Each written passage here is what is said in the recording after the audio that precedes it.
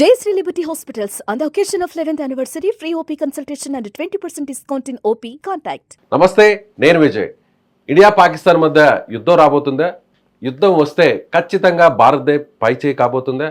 ఇప్పటికే ఆర్మీ పరంగా, అలాగే ఇండియన్ నేవీ, ఎయిర్ ఫోర్స్ ఈ మూడు రంగాల్లో చాలా పటిష్టంగా ఉన్న భారత్ ఇప్పుడు తాజాగా మరింత సూపర్ పవర్గా మారడానికి ఫ్రాన్స్తో తాజాగా ఒక డీల్ను కుదుర్చుకుంది.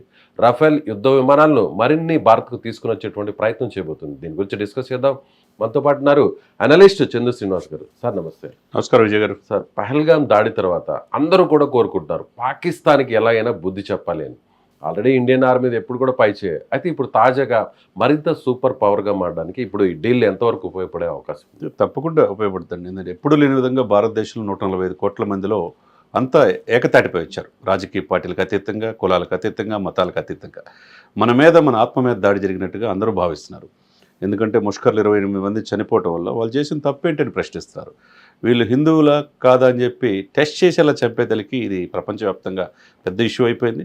అదే సమయంలో మోదీ గారు కూడా చాలా సీరియస్గా తీసుకున్నారు. మీరన్నట్టు ఆర్మీ, నేవీ, ఎయిర్ ఫోర్స్ మూడు కూడా మనకున్న పవరు శత్రుదేశం పాకిస్తాన్కి వాళ్ళ గుండెల్లో వణుకు పుడుతుంది. ఆ మునీర్ అయితే సర్వసైన్యాధ్యక్షుడు చీఫ్ కూడా దేశం వదిలిపెట్టి వాళ్ళ ఫ్యామిలీ అంతా యూరోప్ను పంపించాడంటే ఇక అర్థం చేసుకోవాలి. ఇకపోతే మీరు చెప్పినట్టుగా ఫ్రాన్స్ మొదటి నుంచి కూడా ఫ్రాన్స్కి, భారతదేశానికి ద్వైపాక్షిక సంబంధాలు అన్ని వేళల్లో దాదాపు గత 5 దశాబ్దాల్లో చాలా బ్యూటిఫుల్గా ఉంది. ముఖ్యంగా లాస్ట్ 10 ఇయర్స్లో మోదీ గారు వచ్చిన తర్వాత ఫ్రాన్స్ అధ్యక్షుడు ఇమ్మాన్యుయల్ మ్యాక్రాన్ చాలా వీళ్ళిద్దరి మధ్య స్నేహబంధం ప్రపంచంలో అన్ని దేశాధ్యక్షుల కంటే వీళ్ళిద్దరిది బాగుంటుంది. ఇమ్మాన్యుయల్ మ్యాక్రాన్ ఇండియాకి పిలవటం, ఫ్రాన్స్కి మోదీ గారిని పిలవటం, ఆ విధంగా ఏం కావాలన్నా 24 అవర్స్ మేమున్నామనే భరోసా ఫ్రాన్స్ నుంచి వచ్చింది. ఎప్పుడు లేని విధంగా, అంటే ప్రపంచంలోనే అత్యంత ప్రమాదకరమైన ఎక్కడి నుంచైనా కానీ వీళ్ళ నేవీ బేస్లో వీళ్ళ రాఫెల్ యుద్ధ విమానాలు వెరీ పవర్ఫుల్ అనమాట. ఎక్కడి నుంచైనా వేటాడితే అటు అవతల వాళ్ళని, శత్రువుల్ని ధ్వంసం చేసే ఇది వీళ్ళకి రాఫెల్ యుద్ధ విమానాలకు ఉంది. దాదాపు 26 ఫైటర్ జెట్స్ని ఫ్రాన్స్ నుంచి కొనుగోలు చేయడానికి అగ్రిమెంట్ కూడా జరిగింది. 3 రోజుల క్రితమే సంఘీభావం తెలియజేసి ఏం కావాలన్నా ఇవ్వడానికి మేము సిద్ధమని సాక్షాత్తు ఇమ్మాన్యుయల్ మ్యాక్రాన్ చెప్పాడు. దాంట్లో భాగంగా మనకు వచ్చిన సమాచారం ప్రకారం ఇది 63,000 కోట్లతో ఈ డీల్ అయిపోయింది. కొన్ని వచ్చేసినాయి, కొన్ని రావడానికి అంద వే ఉన్నాయిగా. ఆన్లైన్లో ఇవాళ సంతకాలు కూడా అయిపోయినాయి. సంతకాలు అయినా అవ్వకపోయినా భారతదేశానికి ఏదైనా ఇవ్వడానికి ఫ్రాన్స్ ఎప్పుడు కూడా ఒక విశ్వసనీయ మిత్రుడిగా ఫ్రాన్స్ దేశాన్ని మనం చూడవచ్చు అన్నమాట. అలాగే మన ఇండియన్ ఎయిర్ ఫోర్స్లో రఫేల్ అనేది చాలా కీలక పాత్ర పోషిస్తున్నాయి. ఆల్రెడీ ఇప్పటికే 2016లో కుదుర్చుకున్న డీల్ ద్వారా ఆల్రెడీ రఫేల్స్ వచ్చేస్తున్నాయి. 36 ఆల్రెడీ ఆపరేషన్స్లో ఉన్నాయి. ఇప్పుడు 26 రావడం వల్ల కూడా సో ఒక రకంగా వరల్డ్లోనే బాగా సూపర్ పవర్గా మారే అవకాశం ఉంది ఇండియన్ ఎయిర్ ఫోర్స్. పర్టికులర్గా ఈ ఫైటర్ జెట్స్ అటు భూమి నుంచి అటాక్ చేయగలవు, గాల్లోకి వెళ్ళి, అలాగే సముద్రంలో ఉన్నటువంటి ఎయిర్ క్రాఫ్ట్ క్యారియర్ నుంచి కూడా ఇవి ఎగరగలవు. ఏ టార్గెట్ని అయినా కూడా చాలా ఫాస్ట్గా అక్కడికి రీచ్ అయ్యి మిసైల్స్ని లాంచ్ చేయగలవు. సో ఇప్పుడు ఇవి రావడం వల్ల ఎంత పవర్గా మారే అవకాశం? ఈ హై టెక్నాలజీ ఇదండి రఫేల్ అనేది. ఇప్పుడు మీరు అన్నట్టు నావికా దళం అనేది మనకు చాలా స్ట్రెంత్. దీంట్లో సరిహద్దుల్లో అరేబియా సముద్రం నుంచి మిగతా నావల్ బేస్ మొత్తం కూడా జల్లెడ పడుతున్నారు. ఎక్కడైనా శత్రు దుర్భేషంగా మన ఆయుధాలను తీసుకొస్తున్నారు. దీంతోపాటు ఇతర దేశాల నుంచి మీరు అన్నట్టు ఫ్రాన్స్ నుంచి తీసుకొచ్చే ఈ రాఫెల్ యుద్ధ విమానాలు అయితే అత్యంత ప్రమాదకరమని, అవతల శత్రువు ఎంత శక్తి అయినా కానీ దాన్ని లేపేసే ఇది శక్తి సామర్థ్యాలు ఫ్రాన్స్కి ఉన్నది. ఫ్రాన్స్ టెక్నాలజీ వీళ్ళకి కూడా తెలుసు. పాకిస్తాన్కి ఒక భయం రకంగా. ఇప్పుడు చైనా లాంటి దేశాలు, కొన్ని దేశాలు ఆయనకి సపోర్ట్ చేస్తూ ఉంటాయి, కానీ మిగతా దేశాలన్నీ కూడా, అమెరికా కావచ్చు, స్నేహస్తం ఉంది, పక్కన రష్యా కావచ్చు, మిగతా సరిహద్దు దేశాలు అనేకం భారతదేశంతో ఈ యొక్క వాణిజ్య సంబంధాలు ఉన్నాయి.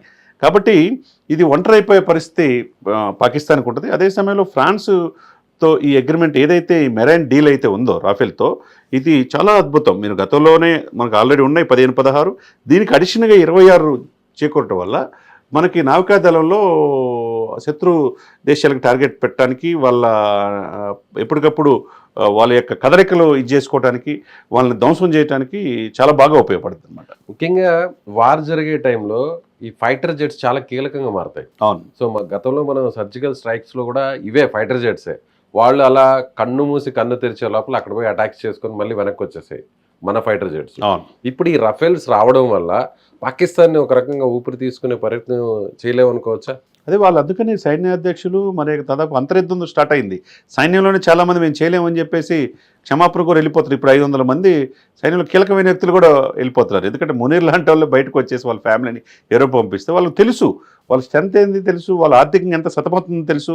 ఈ మేకపోతు గాంభీర్యంతో మా దగ్గర 130 అనుభవములు ఉన్నాయి అది ఇది అని చెప్పేసి చెబుతున్నారు తప్పితే కళ్ళు మూసి తెరిచేలోపు పాకిస్తాన్ అనేది ఈ ప్రపంచ చిత్రపటం లేకుండా చేసే శక్తి సామర్థ్యాలు భారతదేశానికి ఉన్నాయి.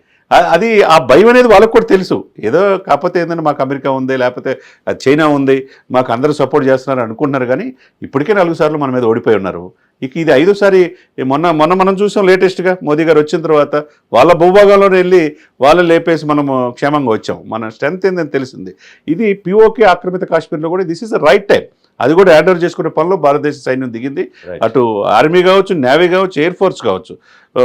అత్యంత టెక్నాలజీ ఉన్న ఇజ్రాయెల్ దేశం, ఫ్రాన్స్ దేశం లాంటివి మనకి ఏం కావాలని ఇయడానికి రెడీగా ఉన్నప్పుడు ఇక పాకిస్తాన్ అనేది డెఫినెట్గా యుద్ధం కనుక స్టార్ట్ అయితే, ఏ క్షణమైనా స్టార్ట్ అయితే అతి తక్కువ రోజుల్లోనే 2-3 రోజుల్లోనే పాకిస్తాన్ అనేది ఏదైతే ఉగ్రవాదులు ఉన్నారో మామూలు జనజీవన సమంతికి ఇబ్బంది కలగకుండా ఉగ్రవాద స్థావరాల మీద ఈ టార్గెట్ రీచ్ అయ్యే అవకాశం భారతదేశానికి ఉంది. Right sir, thank you. So ఇది తాజా డీల్తో అయితే మాత్రం పాకిస్తాన్ వెన్నులో వణుకు పుడుతుంది. ఇప్పటికే స్ట్రాంగ్గా ఉన్నటువంటి ఇండియన్ ఆర్మీ, ఎయిర్ ఫోర్స్, అలాగే నేవీ ఇప్పుడు తాజాగా ఈ డీల్తో మరింత స్ట్రాంగ్గా మారుతుంది. సో పాకిస్తాన్ ఏం చేయాలో అర్థం కాని స్థితిలో ఉంది. మీరేమనుకుంటున్నారు? మీ అభిప్రాయాన్ని కామెంట్ చేయండి.